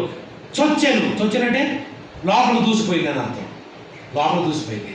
మరి ఇలా దూసిపోతే ఎలా పడిపోవాలి కదా గొల్లియాతు, బోర్ల పడ్డాడని ఉందండి, బోర్ల పడ్డాడని ఉంది. అంటే వెనక నుంచి దేవుడు కూడా ఇలాగ ఉంటాడు. దేవుడు గట్టిగా అనాలనుకుంటే ఇలాగ ఉంటాడు. వెంటనే అక్కడ ఉన్నవాడు ఏం చేశాడు, బోర్ల పడ్డాడు. అవును, దావీదు బలవంతుడైన దేవుని చేతిలో బాణము, దావీదు బలవంతుడైన దేవుని చేతిలో బాణము వలె ఉండటానికి గల కారణం యవ్వన కాలం నుంచి దేవునికి నమ్మకంగా ఉంటాడు. యవ్వన కాలం నుంచి దేవునికి దావీదు ఎలా ఉన్నాడు, నమ్మకంగా ఉన్నాడు. దావీదు తన యవ్వన కాలంలో ఏ అమ్మాయితోనైనా ప్రేమలో పడ్డాడా, ఏ అబ్బాయితోనైనా దావీదు యవ్వన కాలంలో ప్రేమలో పడ్డాడా, లేదు. దావీదు రాజై స్థిరపడిన తర్వాత ఊరియా భార్య అయిన బత్షెబా విషయంలో తప్ప దావీదు ఏ పాపము చేయలేదని వాక్యంలో రాయబడింది. దావీదు యవ్వన కాలంలో దేవునికి ఎంతో నమ్మకంగా ఉన్నాడు. అంటే యవ్వన కాలంలో నమ్మకం ఉన్నాడు, పెళ్ళైన తర్వాత స్థిరపడిన తర్వాత అప్పుడైతే చెడిపోవచ్చు అని చెప్తున్నానా నేను, కాదు. తప్పు చేసిన దానికి దేవుడు శిక్ష కూడా వేశాడు, శిక్ష ఉన్నది. కానీ యవ్వన కాలంలో దావీదు నమ్మకమైన వాడండి, దేవునికి నమ్మకమైన వాడు. అన్నలందరినేమో రకరకాల ఉద్యోగాలు పెట్టాడు, సైన్యంలో పెట్టాడు, మిలిటరీ భోజనాలు తింటున్నారు అన్నలందరూ. నన్నేమో గొర్రెల దగ్గర పాడేశావు, నాకేమో సరిగ్గా తింటానికి తిండి లేదు, పడుకోవడానికి సరైన ప్లేస్ లేదు, నాకు సరైనటువంటి వస్త్రాలు లేవు, ఈ గొర్రెలు కంపులో నేను నానా తెప్పలు పడుతున్నాను అని ఎప్పుడైనా దావీదు తండ్రి అయిన యెషైతో అన్నాడా, ఎప్పుడు అన్నాడు. ఎప్పుడు అనలే. దావీదు సరైన బట్టలు లేవు, దావీదు సరైన స్నానం లేదు, దావీదు సరిగ్గా తలదూకోవడానికి లేదు, దావీదు సరిగ్గా తలస్నానం చేయడానికి లేదు. లేదు లేదు ఒక దైవజనుడు అంటూ వచ్చాడు, దావీదుకి తైల సంస్కారం లేదు, కేసు సంస్కారం లేదు, వస్త్ర సంస్కారం లేదు అని. అది కూడా ఎక్కడ ఉంటాయి? గొర్రెలు కాసుకున్న ఒక వ్యక్తికి ఇవి ఎలా ఉంటాయి? నున్నగా గొర్రెలు కాసుకున్న వ్యక్తి ప్రతిరోజు నున్నగా అద్దం ముందు నిలబడి గంట సేపు తలదూకుని సింగారాలు చేసుకునే అంత టైం ఉంటుందా గొర్రెలు కాసుకునే వ్యక్తికి? లేదు. తలకి చక్కగా నూనె రాసుకోవడానికి నూనె అందుబాటులో ఉంటుందా గొర్రెల కాపరికి? లేదు. మంచి చక్కని ఆ యొక్క గెంజి పెట్టి, నీరు మందు పెట్టి, వైలేట్ పెట్టి, శుభ్రంగా చక్కగా ఐరన్ చేసిన బట్టలు కట్టుకునే అవకాశం ఉంటుందా గొర్రెలు కాసుకునే వ్యక్తికి? లేదు. ఇవేమీ లేకపోయినా పర్వాలా, నా తండ్రి నాకు ఒక పని అప్పు చెప్పాడు, ఆ పని నా తండ్రి కొరకు నేను నమ్మకంగా చేయాలి. నా తండ్రి నాకు ఒక పని అప్పు చెప్పాడు, ఆ పని నేను తండ్రి కొరకు నమ్మకంగా చేయాలి. సామెతల 28వ అధ్యాయంలో మాట ఉంటుంది, నమ్మకమైన వారికి దీవెనలు మెండుగా కలుగును అని. నమ్మకమైన వారికి దీవెనలు మెండుగా కలుగును. బల నమ్మకమైన మంచి దాసుడా అని ప్రభు అన్నాడు. ఎవరిని? 5 తలాంతులు తీసుకుని 5కి ఇంకొక 5 తలాంతులు సంపాదించి తెచ్చినటువంటి వ్యక్తితో ప్రభు ఏమన్నాడు? బల నమ్మకమైన మంచి దాసుడా. 2 తలాంతులు తీసుకుని ఆ 2కు ఇంకొక 2 సంపాదించి తెచ్చిన వ్యక్తితో ఏమన్నాడు? బల నమ్మకమైన మంచి దాసుడా. నువ్వు ఈ 10 పట్టణాల మీద అధికారి అయ్యుండు, నువ్వు ఈ 5 పట్టణాల మీద అధికారి అయ్యుండు అని బల అని చెప్పి ఆయన మెచ్చుకున్నాడు. నమ్మకమైన వారికి దీవెనలు మెండుగా కలుగుతాయి. మనం నమ్మకస్తులుగా ఉండాలి. మనం ఎలా ఉండాలి? నమ్మకస్తులమై ఉండాలి. నమ్మకస్తులమై ఉండాలి. దేవుడు మనల్ని నమ్మాలి. దేవుడు మనల్ని ఏం చేయాలి? నమ్మాలి. ఈ వ్యక్తికి ఈ పని అప్పు చెప్తే నమ్మకంగా ఉంటాడు, కాబట్టి ఈ వ్యక్తికి నేను ఈ పని అప్పచెప్తాను అని చెప్పి ప్రభు అనుకోవాలి. ప్రభు అనుకునేటట్లుగా మనం నమ్మకత్వాన్ని చూపించాలి ప్రభు దగ్గర. కొంచెంలో నమ్మకంగా ఉన్నవాడే ఎక్కువలో కూడా నమ్మకంగా ఉంటాడు. కొంచెంలో అపనమ్మకంగా ఉన్నవాడు ఎక్కువలో కూడా అపనమ్మకంగానే ఉంటాడు. కాబట్టి నమ్మి మనకు ప్రభు ఒక బాధ్యత అప్పగించాలంటే ముందు మనం ఎవరమై ఉండాలి? నమ్మదగిన వారమై ఉండాలి. మనల్ని నమ్మాలండి. దేవుడు మనల్ని నమ్మాలి. నేను ఇందాక ప్రశ్న అడిగానుగా, మన అమ్మా నాన్న మనల్ని నమ్మి మన ఇంటి బీరువా తాళాలే మనకి ఎప్పుడు అంటే మనలో ఏం లేదు? నమ్మకత్వం లేదు. అప్పుడప్పుడు మనం ఇంట్లో అమ్మా నాన్న ఎక్కడో ఒక చోట పెట్టి మర్చిపోయినటువంటి డబ్బుల్ని కాజేసేసి దొంగలుగా ఉన్నాం.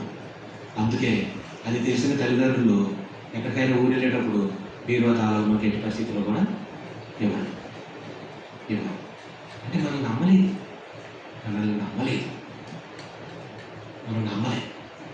మనల్ని తల్లిదండ్రులు మనల్ని నమ్మలేదు.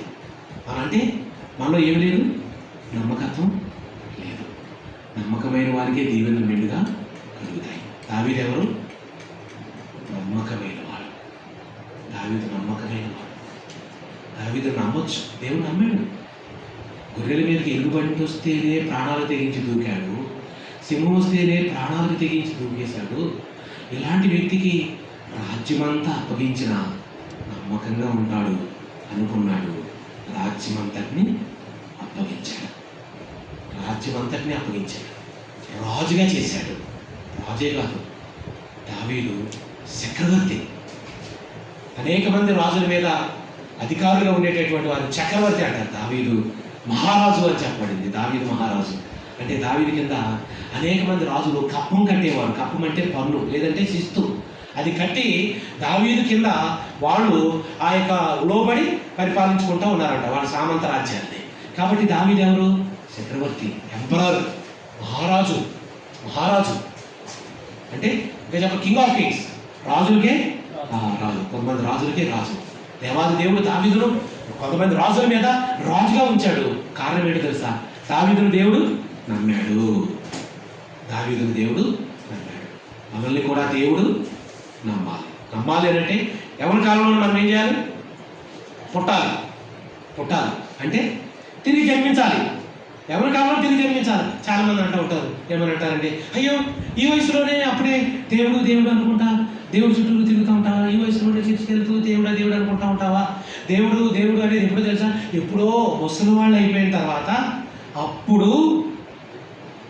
అప్పుడు దేవుడు అనుకుంటే వెళ్ళాలి, అప్పుడు స్తోత్రం అల్లుడే అనుకుంటే వెళ్ళాలి తప్ప ఇప్పుడు ఎవరి కాలంలోనే దేవుడు దేవుడు అనుకుంటే వెళ్ళిపోతాయి. ఎలాగా?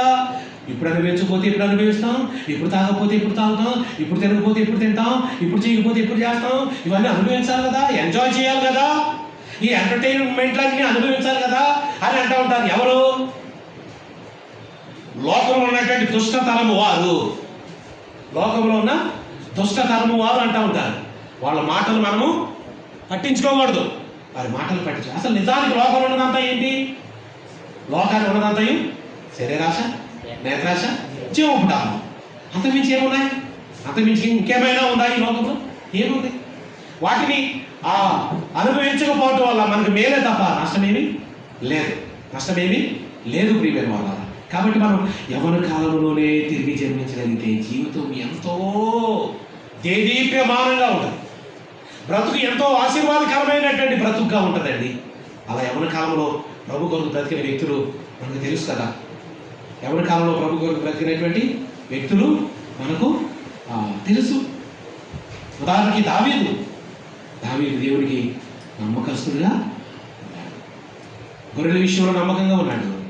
కాబట్టి ఆ వ్యక్తి దేవుడు గొల్యాతును దావీదు చేతుల్లో చచ్చిపోయేటట్లు దేవుడు అనుమతించాడు. ఒక తలంపు చెప్పనివ్వండి. ఇక్కడ ఒక తలంపు ఏంటంటే, దేవుడు అంట దావీదును హెచ్చించుటకే గొల్యాతును పుట్టించాడంట. అసలు గాతు వాడైన ఫిలిస్తీయుడైన గాతు పట్టణానికి సంబంధించిన గొల్యాతు అనే వ్యక్తి అసలు ఎందుకు పుట్టాడు అని అంటే, ఇశ్రాయేల్ దేశంలో యూదయ దేశపు బెత్లెహేములో యెషయి ఇంట్లో కడసారి వాడు 8వ వాడు దావీదు అనే ఒక బిడ్డ ఉన్నాడు. ఆ బిడ్డను హెచ్చించడానికే గొల్యాతుని దేవుడు పుట్టించాడంట. దేవుని కార్యాలు ఎంత గొప్పవి కదా, ఎంత గొప్పవి కదా. దావీదును హెచ్చించుటకే దేవుడు గొల్యాతును పుట్టించాడు. అవును, దావీదును హెచ్చించాడు, గొల్యాతును పుట్టించాడు. దాని కొరకే దావీదును హెచ్చించడానికి. గొల్యాతును చంపే ఆధిక్యత ఇచ్చి స్త్రీలందరూ పాటలు పాడారు. ఏమని? దావీదు 10,000 కొలది, సౌలు 1,000 కొలది అని పాట పాడాడు. ఆ ఒక్క పాటతో పరిస్థితి మొత్తం తారుమారైపోయింది. ఒక పాట, అది కూడా పెద్ద 7 చరణాల పాట అంటారా, సీఎం గీతాల్లాగా 7 చరణాల పాట. ఎంత ఉంది పాట? దావీదు 10,000 కొలది, సౌలు 1,000 కొలది శత్రువుని చంపాడు, అంతే. ఆ ఒక్క మొక్క సౌలు మహారాజు గారికి ఇరిటేషన్ వచ్చేసింది, అసహ్యం వచ్చేసింది, కురులుతనం వచ్చేసింది, జలసి, ఈర్ష, పగ, కక్ష వచ్చేసింది. ఎవరి మీద? దావీదు మీద. ఈ దావీదు అన్నవాడు బతుకున్నంత వరకు కూడా నాకు మనశ్శాంతి లేదే కదా. నాట నుండి సౌలు దావీదు మీద డాష్ చూపు నిలిపాను. విషపు చూపు. చూపులో కూడా విషం ఉంటుందా? చూపులో కూడా విషం ఉంటుందా? ఉంటుంది కాబట్టి కదా చెప్పబడుతుంది ఇక్కడ. కొంతమంది అంటూ ఉంటారు లోకంలో, అదే దేవుని పిల్లలు అయితే మనమైతే నమ్మం, కానీ కొంతమంది అంటూ ఉంటారు ఏమంటారు, రే పలానోడు చూపు పడిందంటే చాలా కష్టంలో, పలానోడు చూపు పడిందంటే నాశనం అని చెప్పి అంటూ ఉంటారు. దేవుని పిల్లలు మనకు ఆ చూపుల వల్ల ఏ విధమైన ఇబ్బందులు మనకేం కలగవు. కానీ అందుకే కొంతమంది మంచి మంచి ఇల్లు కట్టుకునేటప్పుడు మనుషులు కంటి దృష్టి పడకూడదని చెప్పి బొమ్మలు పెట్టుకుంటూ ఉంటారు. మనం పెట్టకూడదు, మనం పెట్టక్కర్లా, మనకు అవసరం లేదు. మన కాపుదారు భద్రత దేవుడే, మన శైలు, మన దొగ్గు, మన దాగు చోటు, మన పర్ణశాల అన్నీ ఎవరు? మన దేవుడే. మనం పెట్టట్లేదు వాటిని, కానీ లోకస్తులు పెట్టుకుంటూ ఉంటారు. ఆ నాట నుంచి సౌలు దావీదు మీద విషపు చూపు వెళ్ళిపోయాడు. భోజనం వాళ్ళ చుట్టూ కూర్చుని భోజనానికి కూర్చుని ఉంటే దావీదు మీదకి ఈటి తీసుకుని, పక్కన ఉన్న సైనికుడి చేతుల నుంచి ఈటి తీసుకుని ఒక్క దెబ్బతో ఈ దావీదుని గోడకేసి బిగించేయాలని చెప్పి ఈటి ఇసిరేశాడంటండి. అంటే మనసులో ఎంత కుళ్ళుతనం పెంచుకున్నాడండి దావీదు మీద సౌలు. ఎంత కుళ్ళుతనం పెంచుకోకపోతే ఈటితోనట గోడకేసి బిగించేస్తాడంటండి దావీదుని. దేవుడు దావీదు నమ్మకమైన వాడు కాబట్టి దావీదుని దేవుడు ఏం చేశాడు? తప్పించాడు. ఈటి వెళ్ళి గోడకే దిగిపోయింది. ఒకవేళ అదే ఈటికి దావీదు తగిలితే దావీదు కూడా ఎగిరి వెళ్ళి గోడకే దిగిపోయేవాడు. ఎందుకంటే ఇశ్రాయేల్ అంతకంటే కూడా భుజాలు మొదలుకొని పైకి సౌలు ఎలాంటోడు? ఎత్తైనోడు అంట, ఎత్తైనోడు, బలమైనోడే.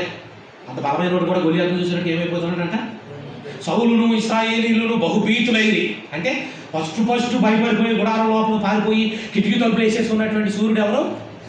సూపర్ కింగ్, ఫస్ట్ కింగ్ ఈ సౌలే. బహుభీతులైరి ఫస్ట్ లిస్ట్లో ఉన్నది సౌలే, పారిపోతున్నాడు. కానీ ఈ వ్యక్తి మాత్రం దావీదును గోడ కేసి బిగించాలనుకుంటున్నాడు, తప్పించుకున్నాడు, చంపేయాలని ప్రయత్నం చేస్తున్నాడు. దావీదు పారిపోతున్నాడు. దావీదేమో అప్పుల బాధల్లోనూ ఇరుకుల్లోనూ ఇబ్బందుల్లోనూ ఉన్నటువంటి వారిని 300 మంది దావీదు దగ్గరికి వస్తే వాళ్ళు ధైర్యపరచుకుంటూ బలపరుచుకుంటూ వాళ్ళకు పోషించుకుంటా వాళ్ళకి ఏదో తిండి పెట్టుకుంటా జాగ్రత్తగా వాళ్ళతో పాటు దావీదు వెళ్తుంటే దావీదును చంపడానికి సౌలేమో 3000 మందితో వచ్చేస్తా ఉన్నాడంట. దావీదు దగ్గర ఉన్నవాళ్ళు, అప్పులు చేసుకున్న వాళ్ళు, అసమాధానం ఉన్నవాళ్ళు, ఇబ్బందులు ఉన్నవాళ్ళు 300 మంది. సౌలుతో పాటు వచ్చే 3000 మంది ఎవరు? బలాఢ్యులు, సూర్యులు, సైనికులు, ఆయుధాలు కలిగిన వాళ్ళు. అలాంటి వాడితో వచ్చేసి దావీదును చంపాలనుకుంటున్నాడు. దావీదు ఇప్పుడు నమ్మకంగానే ఉన్నాడండి. సైనికుడు సౌలు ఆయుధాలు మోసే పనిస్తే ఆ పనిలో నమ్మకం ఉన్నాడు. సైనికుడిగా పెడితే సైనికుడిగా నమ్మకం ఉన్నాడు. సైన్యాధిపతిగా పెడితే సైన్యాధిపతిగా నమ్మకం ఉన్నాడు. కూతురు నుంచి మేకాల నుంచి పెళ్లి చేస్తే అల్లుడుగా నమ్మకంగా ఉన్నాడు. నమ్మకంగా ఉన్నాడు. ఏ పని అప్పగించిన దావీదు సుబుద్ధి కలిగి నడుచుకుంటున్నాడంట. దావీదు సుబుద్ధి కలిగి నడుచుకోవటం చూసి సౌలు ఇంకా భయపడ్డాడంట. మీకు ఒక మాట చెప్పనా, మనం దేవుని అంత భయభక్తులు కలిగి బ్రతుకుతుంటే ఎవరైనా మన జోలి తీయాలంటే భయపడాలి. అమ్మో వీళ్ళ జోలికి ఎందుకులే, మరలా వీళ్ళు ఏదైనా అంటే వీళ్ళు ఏదైనా చేస్తే వాళ్ళ దేవుడు ఏదో ఒకటి చేస్తాడు, కొడతాడేమో, ఈ లేని కొన్ని షాప్ మీద అయినా వస్తుందేమో మన మీదకి అని భయపడాలి. వాళ్ళు భయపడినంతగా మనం వాళ్ళు భయపెట్టేయాలంటారా? విక్రి చేయాలంటారా? అరిసేయాలా? కేకలు చేయాలా? దెబ్బలాడేయాలా? నో. మనం మంచి సాక్ష్యం కలిగి బ్రతికితే చాలు, ఆటోమేటిక్గా వాళ్ళే భయపడతారు. దావీదు సౌలు భయపడ్డాడంట. చంపేయాలనుకున్నాడు, చంపటానికి తరుగుతున్నాడు. దేవుడు దావీదును సౌలు చేతిలో నుంచి తప్పిస్తున్నాడు. చివరికి ఏమైంది? గిల్బోవా పర్వతం మీద సౌలు కుమారులు చచ్చిపోయారు. కిరీటం దావీదు తల మీదకి వచ్చింది. మొదట హెబ్రోనులో యోధావారు వచ్చి దావీదును పట్టాభిషేకం చేసుకుని రాజుగా చేసుకున్నారు. 7 సంవత్సరాల తర్వాత ఇశ్రాయేలు అందరూ కలిసి వచ్చి నువ్వు యోధావారికేనండి, మాకు నువ్వే రాజు అని చెప్పి మరలా ఇంకోసారి పట్టాభిషేకం చేసి 2 పట్టాభిషేకాలు అయ్యి దావీదుకి. చూసారా నమ్మకమైన వ్యక్తిని ఎంత హెచ్చించాడు దేవుడు. ఇప్పుడు ఎరుషలేము హెడ్ క్వార్టర్గా చేసుకొని 33 సంవత్సరాల పరిపాలన చేశాడు. మొత్తం దావీదు 40 సంవత్సరాలు రాజుగా ఉన్నాడు. 40 సంవత్సరాల్లో ప్రజల్ని గట్టి పాపలాగా దావీదు కాపాడుకున్నాడు. చూసారా నమ్మకమైన వాడిని ఎంత ఉన్నతమైన స్థితిలో దేవుడు పెట్టడానికి ఇష్టపడ్డాడు. యవ్వన కాలంలో నమ్మకంగా ఉన్నాడు, ఆ వ్యక్తిని దేవుడు ఉన్నతమైన స్థానంలో ఉంచడానికి ఇష్టపడ్డాడు. మనము నమ్మకస్తులుగా ఉండాలి. మనం దేవుడికి ఎలా ఉండాలి? నమ్మకస్తులుగా ఉండాలి. నమ్మకత్వం కావాలి. మనల్ని దేవుడు నమ్మాలి. అవును దేవుడు నమ్మాడు. దావీదును దేవుడు ఏం చేశాడు? నమ్మాడు. మనం నమ్ముతాడా?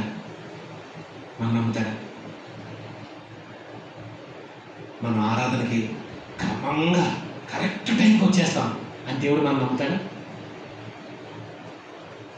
యూత్ క్యాంపులో జాగ్రత్తగా దేవుని వాక్యం విని వాక్యానుసారంగా మన జీవితాల్ని మనం మలుచుకుంటున్నాం. సంవత్సరం వెంబడి సంవత్సరం, ప్రతి సంవత్సరము మరి యూత్ క్యాంప్ జరుగుతుంది. ఎంతో వ్యయముతో ఖర్చుతో కూడినటువంటి పని. ఎవరి కొరకు? సేవకులు స్వార్థం కోసం. ఎవరి కోసం? యవనస్తులు యవన కాలంలోనే పుట్టాలి. యవన కాలంలోనే ఏమవ్వాలి? పుట్టాలి. యవన కాలంలోనే పుట్టి బలవంతుడైన దేవుని చేతిలో ఏమైపోవాలి? బాణములు వంటి వారు అయిపోవాలా. శత్రువు గుండెను చీల్చి చెండాడగలిగిన వారు అయిపోవాలా. అక్కడ 127 కీర్తన 5వ చరణం ఉంటుంది. అటువారు సిగ్గుపడక గుమ్మంలో తమ విరోధులతో వాదించుదురు అని ఉంది. సిగ్గుపడక గుమ్మంలో తమ విరోధులతో వాదిస్తారు అని ఉంది. ఆది కాలంలో 4వ అధ్యాయంలో పాపము ఎక్కడుంది? వాకిట కదా. Very good. ఆది కాలం 4వ అధ్యాయంలో పాపం ఎక్కడుందంటే వాకిట పొంచి ఉన్నది. ఆది కాలం 4వ అధ్యాయము 7వ వచనం.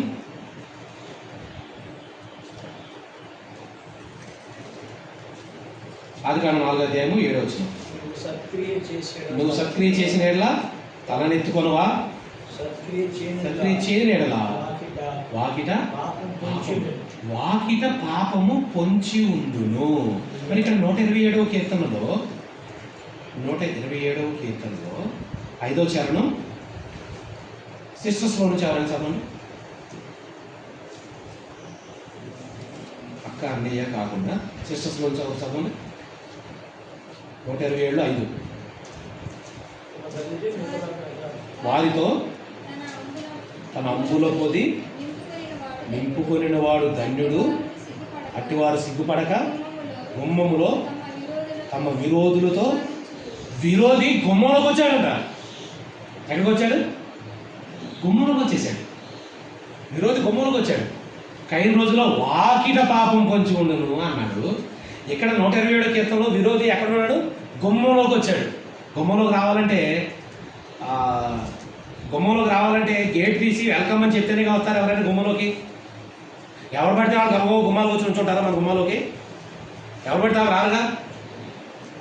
ఎవరు అక్కడ కాలు మీద కొట్టారు గేట్ దగ్గర, మనం చూసాము. మీరే రండి అన్నాం. రండి అంటే వాళ్ళు గుమ్మాలోకి వస్తారు. ఎవరది ఎందుకు వచ్చారు అని అనుకో, వస్తారా గుమ్మంలోకి? రాను.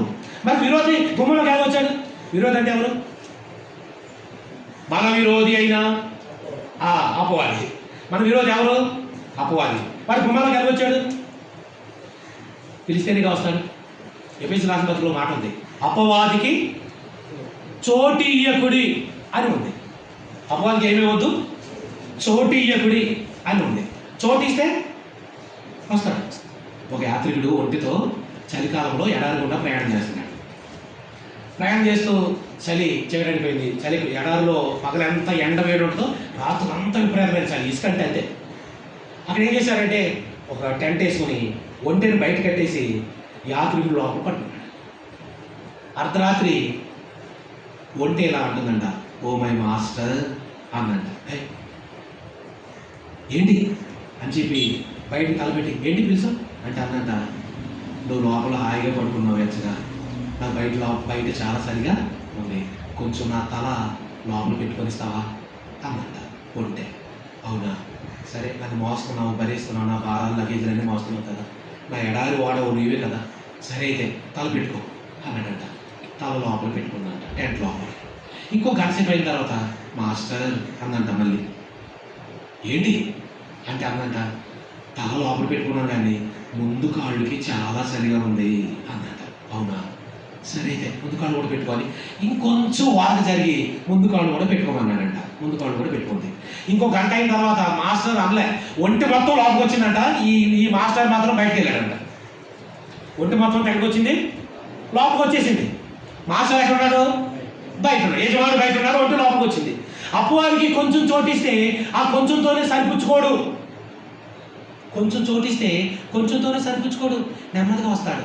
సర్లే ఫోన్లో ఒక చిన్న షార్ట్ వీడియో చూద్దాం అని చెప్పి యూట్యూబ్లోకి వెళ్ళి ఒక చిన్న షార్ట్ వీడియో పెట్టుకున్నాం అనుకోండి. ఆ షార్ట్ వీడియో భలే నవ్వు వచ్చేసింది. భలే నవ్వు వచ్చేసింది షార్ట్ వీడియో. అది ఒకదాంతో సరిపోద్దా? ఈ ఏరు కుదురుగా ఉంటుందా? ఏరేం చేద్దాం ఇలా అంటది, అయిపోయింది. వీళ్ళకి అందంటే కొంప కొల్లేరైందని అర్థం. వీళ్ళకి అందంటే ఈ సూపుడు వేలు కొంప కొల్లేరైందని అర్థం. అంటే ఒక్క దాంతో పాటు సైతాన్ ఏం చేస్తా తెలుసా? గుత్తులుగా గుచ్చి పెట్టి ఉంచుతాడు. మన మైండ్ దేన్ని కోరుకుంటుందో, మన హృదయం దేన్ని ఆశిస్తుందో అపవాదికి బాగా తెలుసు. మనం ఎలాంటి వీడియోలు కావాలని కోరుకుంటున్నామో మన ఫోన్ తీస్తే చాలు అవే మన కోసం ప్రత్యక్షమై అక్కడ ఉంటాయి.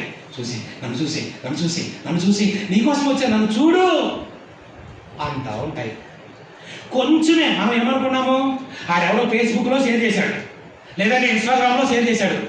మనకి ఇన్స్టాగ్రామ్ లేదు కానీ చూడాలంటే ఇన్స్టాగ్రామ్ కావాలి, కాబట్టి దాన్ని క్లిక్ చేస్తే ఇన్స్టాగ్రామ్ డౌన్లోడ్ చేసుకో అంటుంది. కాబట్టి ఇన్స్టాగ్రామ్ డౌన్లోడ్ చేసి లాగిన్ అయ్యాం.